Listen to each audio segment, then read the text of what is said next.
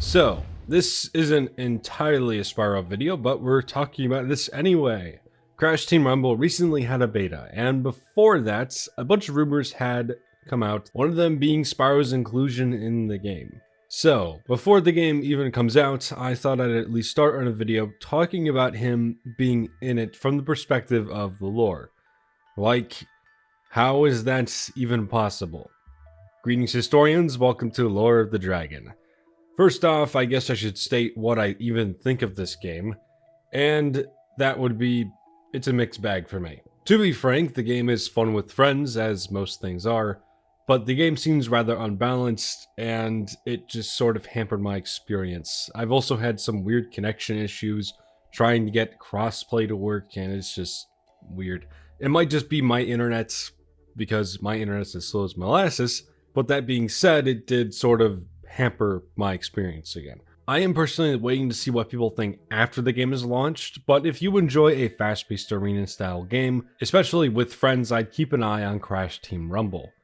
Anyhow, why are people saying Spyro is going to be in Crash Team Rumble? Just for those who don't have context. Well, it was because of a past background for Crash Team Rumble's website. That's it. It's literally just a wing on a wallpaper. Now, how, if this means anything, would Spyro show up in universe? Would there even be an explanation? Well, yes, but the problem is we don't know how exactly Crash Team Rebel is taking place in universe as is. It seems to be an arena anonymously made up of characters from Crash 4, which is also a problem because that game takes place in multiple dimensions. Long story short, Crash 4 banked on the idea of Crash being from a big multiverse. So not only is every dimension in Crash 4 canon, well, every Crash is also canon. And I'll explain why this is important to Spyro later in the video. Now, each of the characters take the appearance they had in Crash 4, including a character known as Tawna, who takes the appearance of another version of herself from a different dimension where Crash and Coco had died. And we don't know where the one from the normal Crash is. So already the roster is already multi-dimensional. As for the setting, I'm going to assume that it's a different universe, maybe for each map, as some of the maps take place on settings where they were stated to be different universes. That being said, this could mean that Spyro simply shows up as a result of Crash and the cast of Rumble showing up in a time and place such as the Dragon Realms. We know the Dragon Realms are canon to the Crash universe, as Spyro is confirmed to share a multiverse with Crash. But which one actually hosts the Dragon Realms we are most familiar with, we don't know.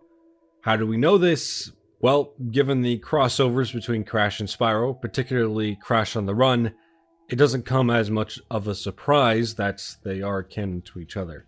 Given the whole multiverse thing, and Crash Bandicoot making all games canon, most likely that spreads to Spyro as well. Also, Aether shows up in multiple universes as well, so we could quite literally have any Spyro show up, be it from the original trilogy, The Legend of Spyro, and even Skylanders. Although it seems like you all don't like me mentioning that fact that Skylanders is also kind of tied to Spyro. I'm going to assume though that if they do bring Spyro into Crash Team Rumble, it's going to be the reignited or original style, since that's the wing we actually see on the wallpaper, and it seems like that's what they favor to show in recent appearances, or at least designs based off of it. So there could be a map that introduces Spyro and the Dragon Realms, which could very well be an introduction for the Purple Dragon. But this isn't even covering Spyro actually being part of the roster, which is sort of what everyone is expecting. Now, you thought I was going to be done with this video just saying that Spyro is canon and could appear? Well, guess what? We're going deeper. You might say Spyro won't travel to other dimensions, but that has already happened before once for Spyro, just to chase down his dark alter ego and Crash on the Run. At this point, it isn't much to say that Spyro would travel to another dimension if given a just cause, or maybe he was bored, I don't know.